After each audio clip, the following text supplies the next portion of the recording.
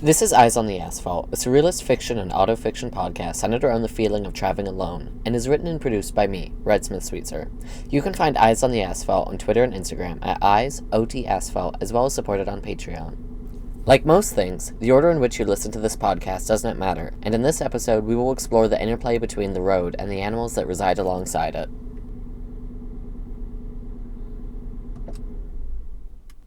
One of the first things I noticed when I started driving was all of the roadkill. Squirrels in the middle of the road in varying stages of flatness, opossums and skunks by the rumble strip in varying stages of bloat, deer pulled into the shoulder and into the ditch with varying numbers of limbs. I had never really thought anything magically got done without human effort put in behind it, nor did I really think there to be elite squadrons of highway sanitation personnel to scour the roads and remove dead animals and discreetly dispose of their carcasses, but I was surprised by the sheer number and how long the corpses stayed out on the asphalt, in the sun and the rain, melting into something the animal never was and I never imagined that it could be. Spring is always the worst, snow melting, uncovering things that were covered all winter, and flooding low places, forcing animals out of their homes and onto the roads. By my count, I've only ever hit one thing. It was just a few days after getting my own license. I didn't see it until I was down the steep driveway, a rarity for my hometown. The friends in the back seat didn't put it together when I was getting out of the car, barely thrown into park, ignition still on. I thought the friction I had felt had been my wheels rubbing against the curb, or, maybe, the brakes malfunctioning. But there, lying halfway up the driveway, right where the back left wheel had gone over it, and then the front, was a black and tan chihuahua.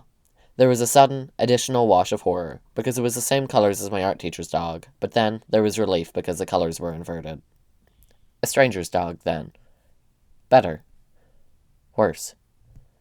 Somehow, it was still alive, and it was not bleeding, but neither would be true for long. It bit me when I went to pick it up. I did not expect the owner of the dog to take it as gracefully as she did. I was certainly crying and giving apology after apology when she took it from me and wrapped it in a blanket so it would be warm, and she called her son so he could be there when it died. She thanked me for taking the time to bring it to her in person and gave me a hug. I wouldn't drive again until the winter, which was almost half a year away. Well, not the easiest way to learn that particular lesson. I'm a better driver because of it.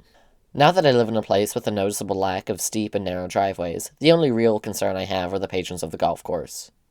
There are the erratic ones with golf carts and caddies, of course, who errantly hurl themselves in suicide-like fashion across the road from one hole to another, but I'm far more interested in the locust-like plague of deer that descend upon the course's fresh grass shoots every night in Epicurean enthusiasm.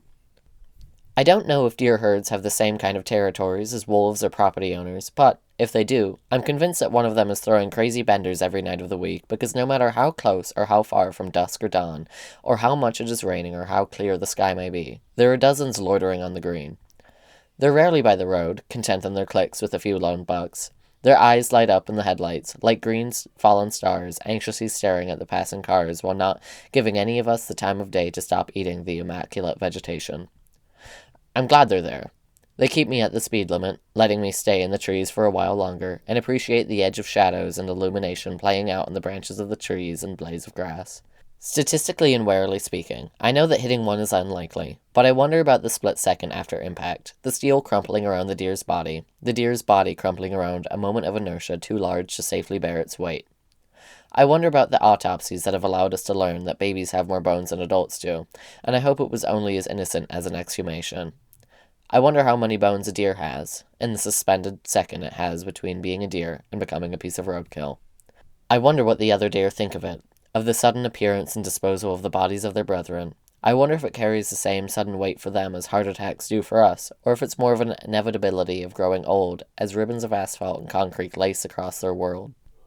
I wonder if they are surprised as we are, both of us hurrying on our own roads, and I wonder if they curse our passage as we curse their impact on our insurance claims. And then, I'm out of the golf course, and I flick cruise control back on, to think of other things. If you are familiar with the strange feeling that comes with driving alone, please take some time to rate and subscribe to Eyes on the Asphalt on Spotify, iTunes, Stitcher, Google Play, or wherever you listen to your podcasts. If you liked what you heard, please share your experience on social media, and consider becoming a patron on Patreon for exclusive stickers and t-shirts, as well as an exclusive Discord where you can communicate with me and other friends of the show. And if you're listening to this with an empty passenger seat, remember to keep your eyes on the asphalt. This is Red, signing off.